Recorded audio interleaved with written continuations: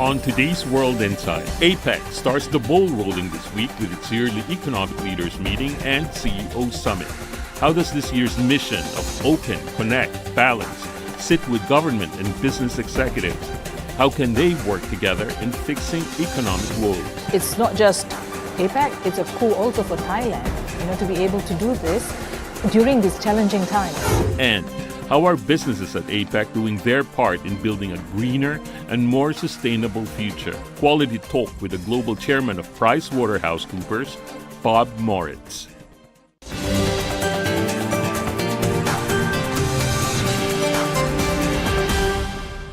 Hello, I'm Tian Wei, and welcome to World Insight on CGTN, coming to you from Bangkok. I'm here to bring you a special on the APEC 2022 with the theme Open, Connect, and Balance. The APEC Economic Leaders Meeting and the APEC CEO Summit are taking place this week in Bangkok. This is the last mega event following a series of intensive interactions among leading economies of the Asia-Pacific region and the world. On Thursday, Chinese President Xi Jinping made a written speech at the APEC CEO Summit. Over the past decades, Asia-Pacific countries and Asia-Pacific economies have joined forces to step up cooperation and to promote regional integration. They have launched the Regional Comprehensive Economic Partnership, otherwise known as RCEP, and are working towards the goal of an Asia-Pacific free trade area.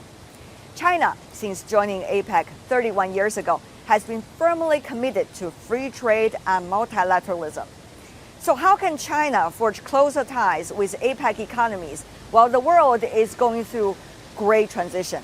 How could economies all contribute to fix common challenges we face together despite of the rhetorics and geopolitics?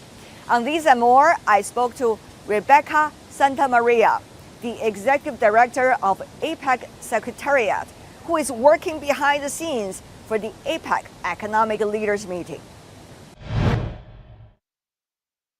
Dr. Rebecca, what a pleasure to see you. Yes, likewise. Thank you. Lovely to see you again. Tell me more about how are you preparing at this moment for better results of the APEC Leaders Meeting?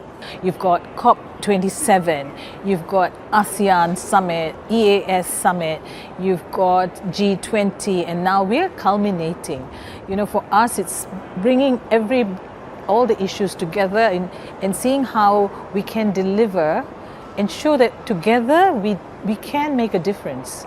And this year in APEC, I think we have been very successful in bringing the parties together. I said, like the leaders, and we'll be meeting for the first time in 4 years. And when the leaders meet, they will be issuing a very important document and a consensus document from APEC. And that, it's not just APEC, it's a coup also for Thailand, to be able to do this during these challenging times. It's very pleasantly surprising to me that you are talking about delivery.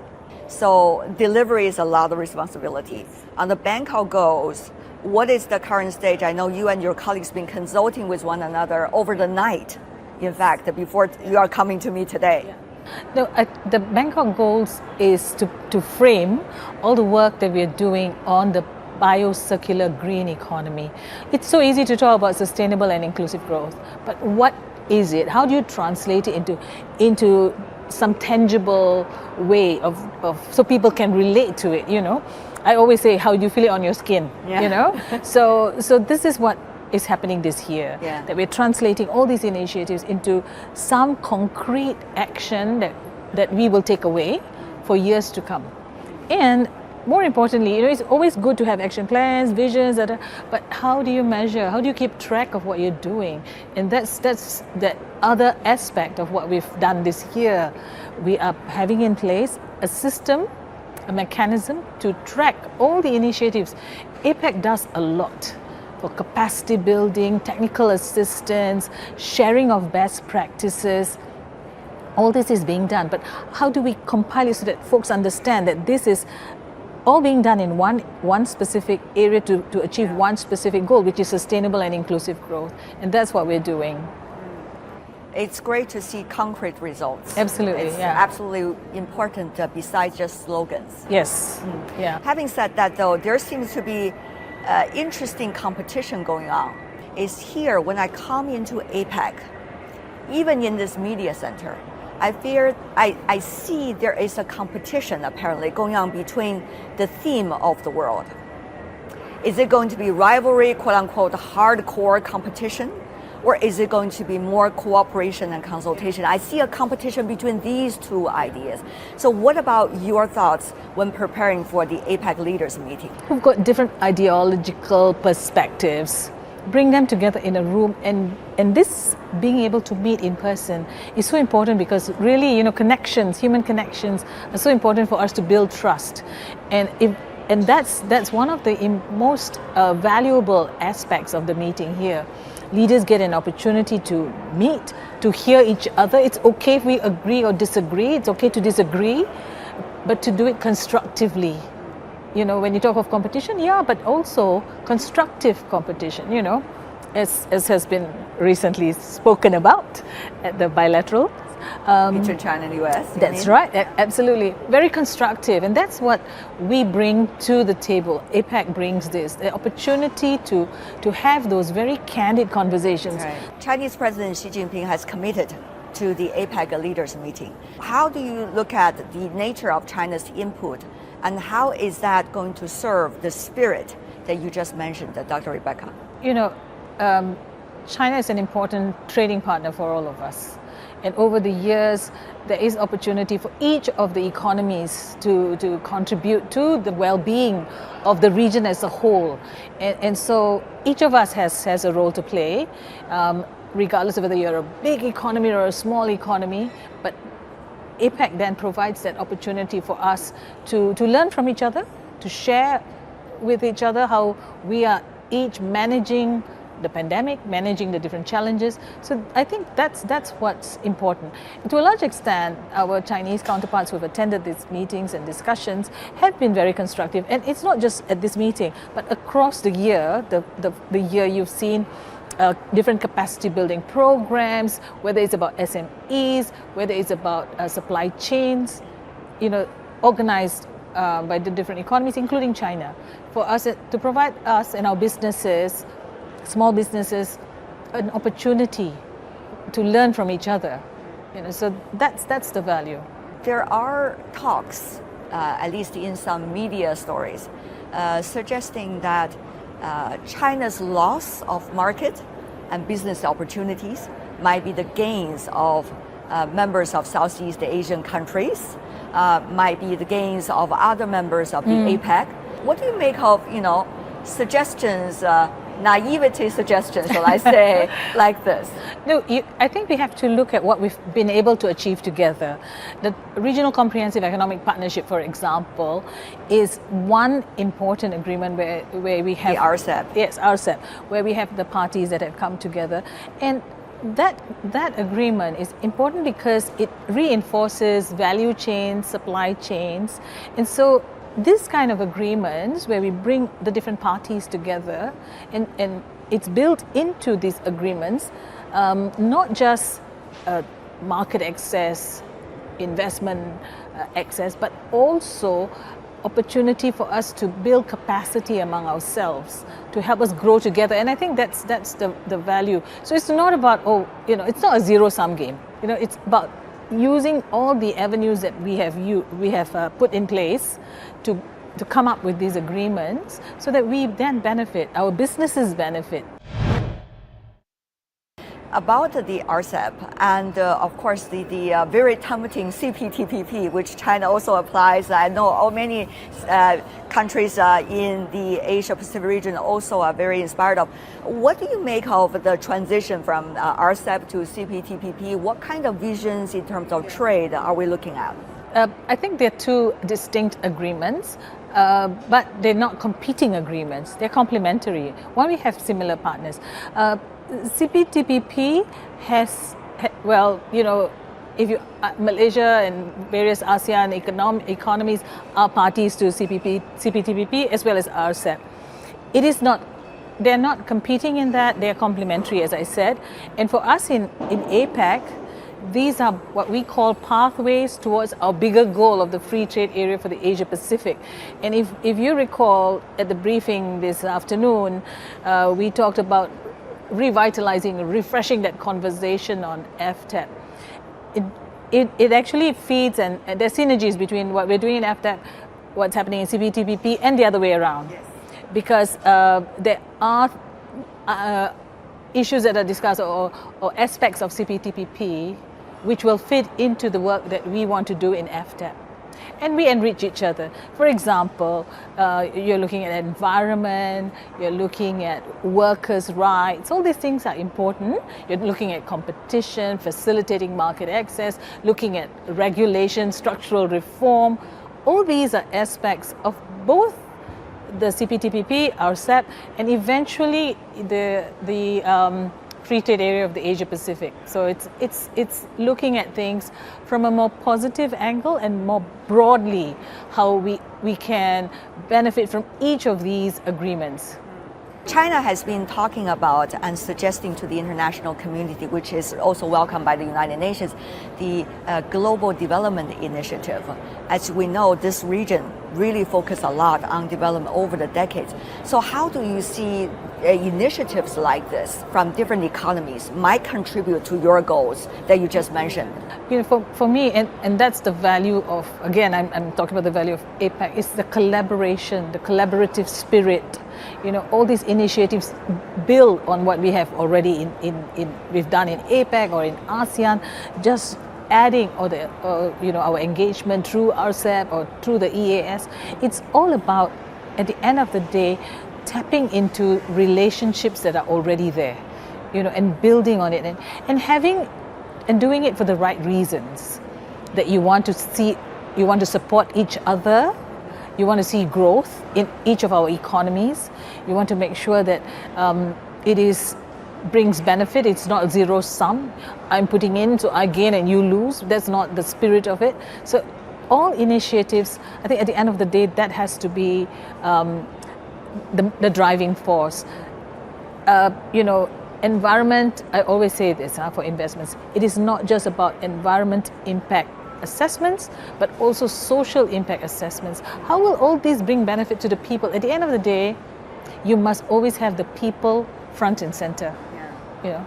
On the other hand, we have seen this region being vibrantly developing, but some suggest there's still lack of direct communication constantly, for example, among our economies. Sometimes we talk through a third party or listen to each other only through others' interpretations. How do you see, Dr. Rebecca, that we can do better about that on this Asia Pacific platform? This is why our meeting this year is so significant, because it is this person-to-person interactions, direct communication. In the eyes. Yes, looking at each other, shaking hands, whatever it is, that matters. At the end of the day, this is one, the pandemic has taught us a lot of lessons, but this is one lesson, that we need each other. We need that as human beings, we need that physical contact. We need that person-to-person interactions so that we can clear the air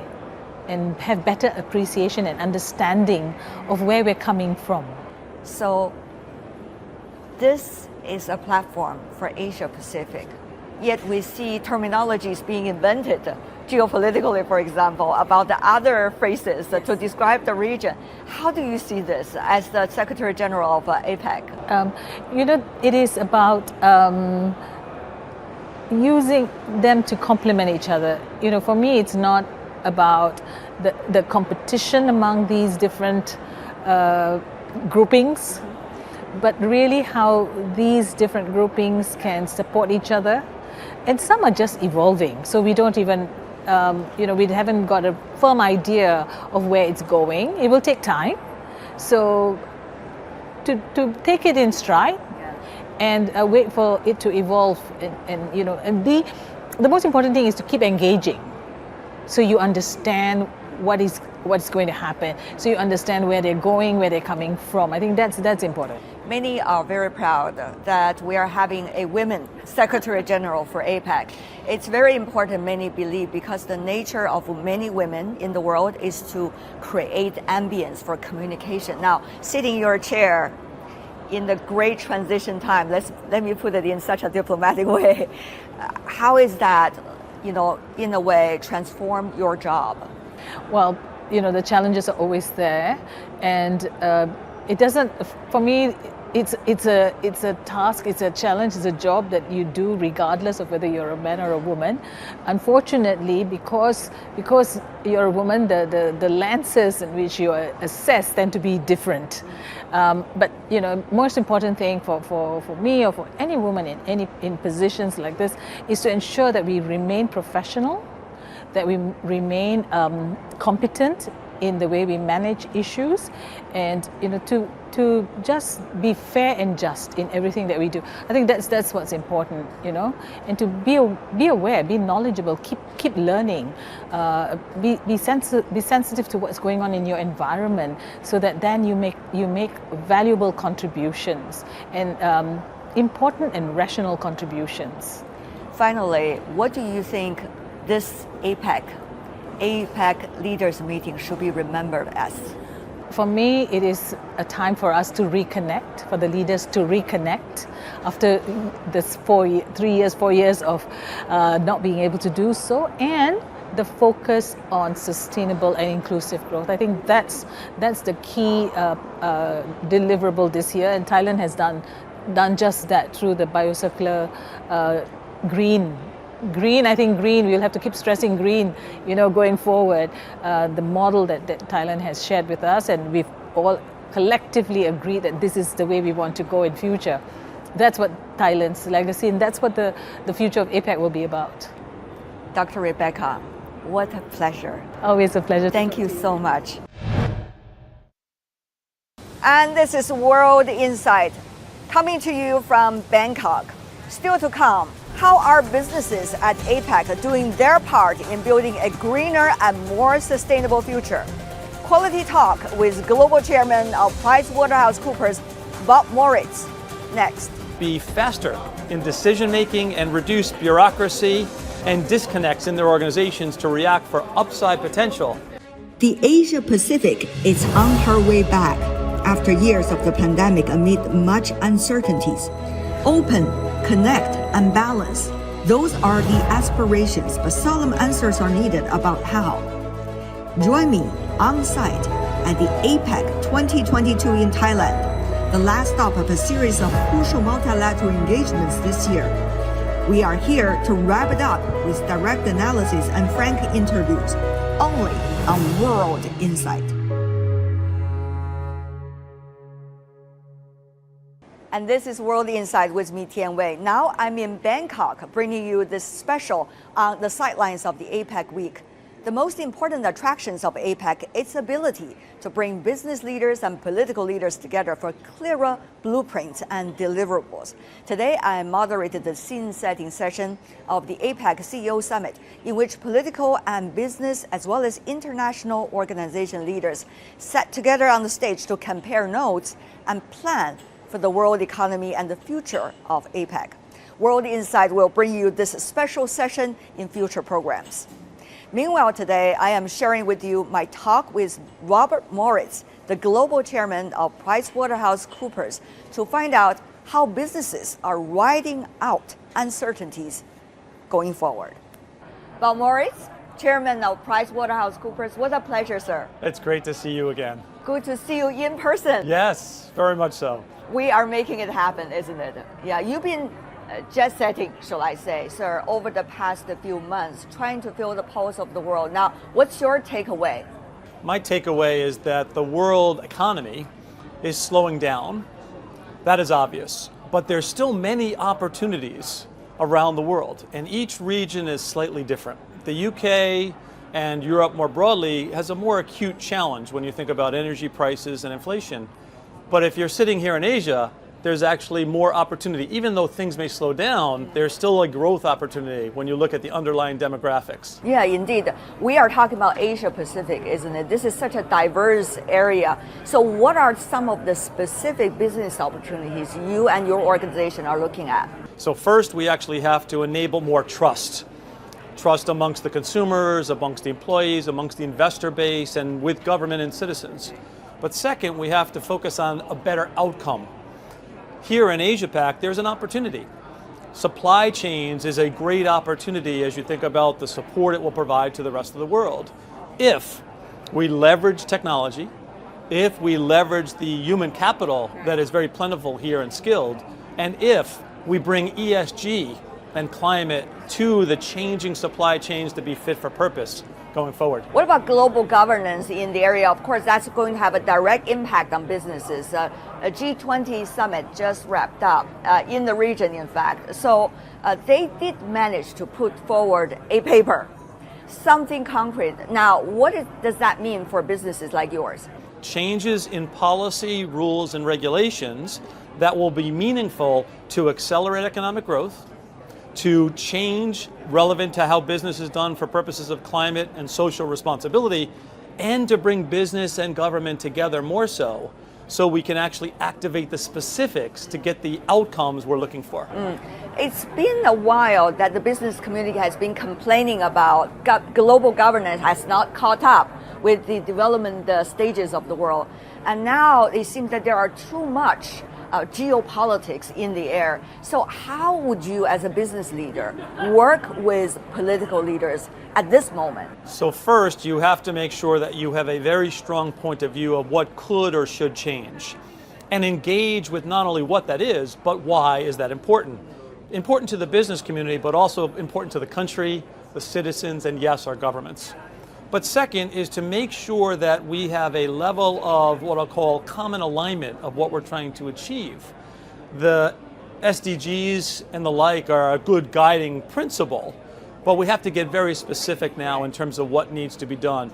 The second thing I would say is that business cannot control everything, so they have to focus on what we can control and react to it very fast. Today's day is hard to predict with uncertainty and scenarios, so the best thing they can do is be faster in decision making and reduce bureaucracy and disconnects in their organizations to react for upside potential and protecting against downside risk. But this is a very nuanced process, and that is why you're here at the APEC CEO Summit to discuss with the government officials and also the civil society. So, but the thing is short-term growth. Without that, society will be destabilized and everything will be difficult. So how do you see the short term and the longer term? So short term, there is an opportunity, particularly here in Asia-Pac. Be specific. Specifically, you have a great group of people and human capital. Second is that group is digitally enabled. Yeah. And that's an opportunity when thinking about not only commerce in the countries, but also serving the rest of the world and managing and providing for their supply chain needs. And third is the regional opportunities to trade with one another and invest with one another. And that's a big advantage for this part of the world. The underlying demographics point to the need for us to serve a growing middle class in scale. And that's why this part of the world, I think, has tremendous opportunity for it if we can actually rewire and re-engineer our business opportunities to be fit for the future and not fit for the past. What is needed for the future? Specifically about the supply chain, for example. Specifically, you have to shore up your supply chains in terms of making sure you have focus on where there's weakness and need for redundancy. You have to mitigate concentration risk because, again, that resiliency point. You have to bring environment, climate into a changing supply chain very specifically. Otherwise, no one will want to use you. And that's very important for this part of the world to make that shift. And last but not least, use data more so. Data to enable a faster supply chain and data to make better decisions in country or in a company.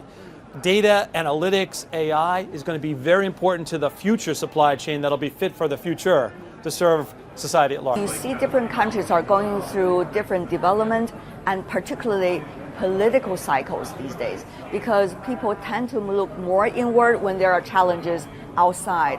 So which means when you operate a global business, everything is so specific country-wise.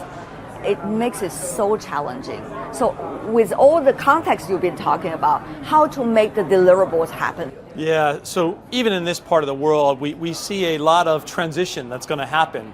We have stability now out of China, but the rest of the region and the individual countries will have some transition over the next few months and next year. Yeah. The reality is the business community and governments, though, have to continue to push ahead. So thinking about their business plans and scenarios of what may change and moving very quickly. What I mean by that is organizations today, to be successful, have to be resilient and very agile and be able to move with speed. If they see a change in policy, how do I mitigate my risk or take advantage of the opportunity? Right. And that could be amongst country and policymakers as much as it can be within their countries and the economics of what's happening. So there is big opportunity, and while you say there's many challenges, this part of the world actually is full of opportunities for those that want to go get them and have a focus in terms of what to execute on. They control their own destiny. They don't worry too much about what they can't control, but they will react to it very, very fast.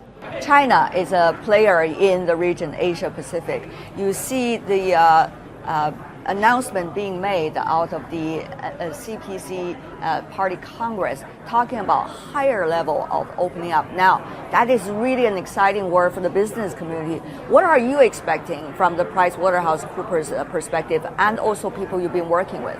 So first, it's great that we have both a understanding and certainty coming out of the party meetings and the conclusions that have been reached. And the world is encouraged by continuing that opening up.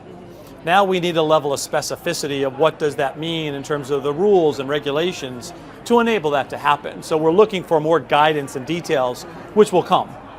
As we think about it from a PwC perspective, this is a big, important region, not only for the short term, but the long term. So we will continue to invest quite a bit to gain access to markets and bring capabilities and skills. It means more hiring for us, even in a slowing economy. We look for this business to actually double in the next few years because of those opportunities in helping enable trust and the sustained outcomes that countries and companies need to provide. We have a very fluid situation, isn't it, Mr. Moritz? If you look at the Chinese economy, it's been slowing down for the past couple of months, and yet, as you said, long term, it is certainly the place to go. At the same time, you see the U.S. interest rates tend to be, some say, drastically higher.